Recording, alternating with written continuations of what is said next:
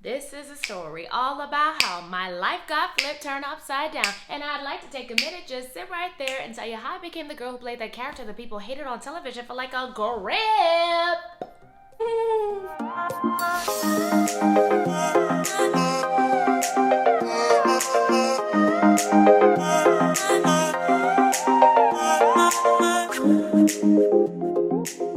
It all started in February of 2014 on a Monday. I was working a part-time job in Chicago, and I had just moved to Chicago from New York because the struggle was real. I couldn't make ends meet.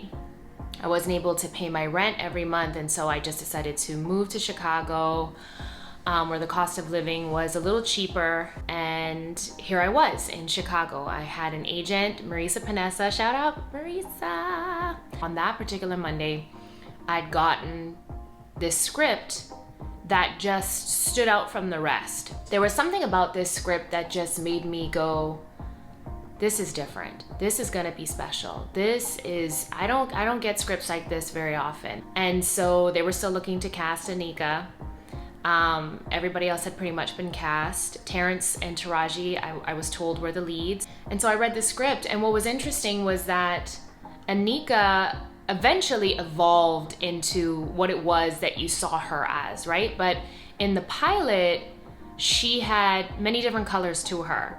And that's what I loved about her most. She was caring, and she was thoughtful, and she was loving, and she really wanted cohesion. And I think that that's what really drew me to her. On Monday, I put myself on tape. Tuesday, I got a call from the casting director, Claire Simon, and she basically said that Lee Daniels had seen the tape and really liked it and was flying into Chicago tomorrow, which was Wednesday, and wanted to do a screen test with me. So Wednesday came along, and I walked in, and I remember being so terrified.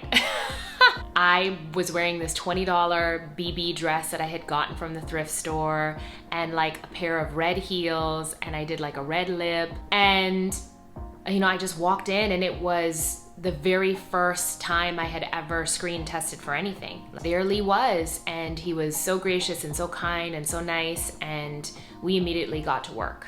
He worked with me over and over again for about 30 minutes. I really appreciated the opportunity that Lee offered me in that room to be able to go in and continue to adjust and continue to transform and just continue to keep trying to find this character and flesh this character out that was written before us. No stone left unturned. 30 minutes later, Lee was like, all right, I think we got what we needed.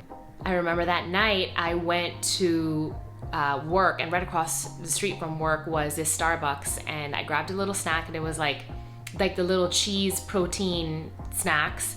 And it was February in Chicago, so it was freezing. So I had a little heater by my feet, and I remember having like the little snack there by the heater. I remember snacking on this cheese, thinking to myself, this is a little warmer than room temperature. But your girl was hungry, so your girl did that. She sure enough ate that cheese. And the next day, which was Thursday, I wake up and I'm not feeling very well, right? And the first thing on my list is to worry about whether or not I got this role.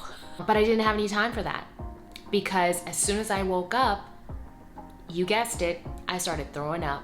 I had food poisoning from that turnt cheese, y'all. And I spent all of Thursday throwing up. Water couldn't stay. Saltine crackers couldn't stay. Bananas couldn't stay. Applesauce couldn't stay. 7-Up couldn't stay. Nothing could stay in my stomach, okay? And I remember my agent calling me on Thursday, and she's like, hey Grace, listen, it's between you and a couple other girls. Also come into the office and sign these contracts in case they decide to go with you. I'm throwing up. And she was like, girl, you have to come sign these contracts. I'm walking to the agency, and I'm just, before I come inside of the door to go up the stairs, I'm like, blah, blah, blah. And I go up the stairs, I'm literally, like I told her, I was like, literally have it there and sign, because I don't want to throw up in front of you. And she was like, I got it. But I remember during that time on Thursday when they were asking for a demo reel and they were asking for like any material with me on tape, and I remember thinking to myself, you know, there are so many other girls that could get this part. There's so many other girls that are probably going for this part.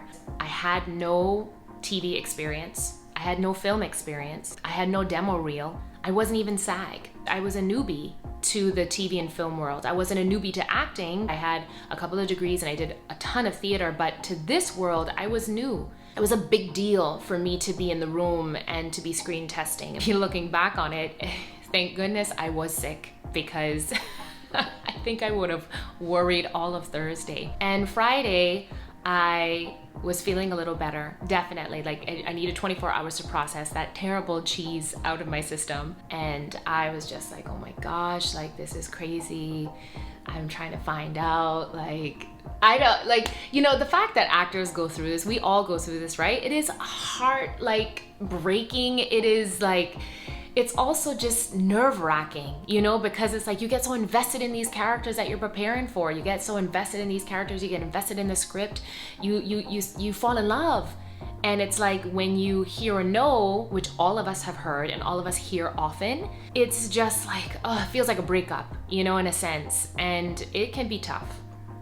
And so I was prepared for it either way. And I remember saying to God, I said, you know what, God, if I don't get this role, it's okay, because you have shown me in this moment that I can get this far. But if I do get this role, I will know that it is without a shadow of a doubt that it is you, because there are so many things that can disqualify me from this position. Like I said before, the no SAG, the no demo reel, the no TV experience, you know, and I didn't know if any of those things were not gonna work in my favor. You heard that ambulance? Yeah, that's how I felt that Friday. So Friday came around, Friday night, I'm waiting, and I look and I see Maurice's name, and I'm like, I answer the phone. I'm telling you, I could feel my heart. Like this, it sounded, okay? It was like, hello? And I'll never forget, she went, Grace? And I went, yeah? And she went, you booked it. And I was like, oh my God. She was like, you booked it.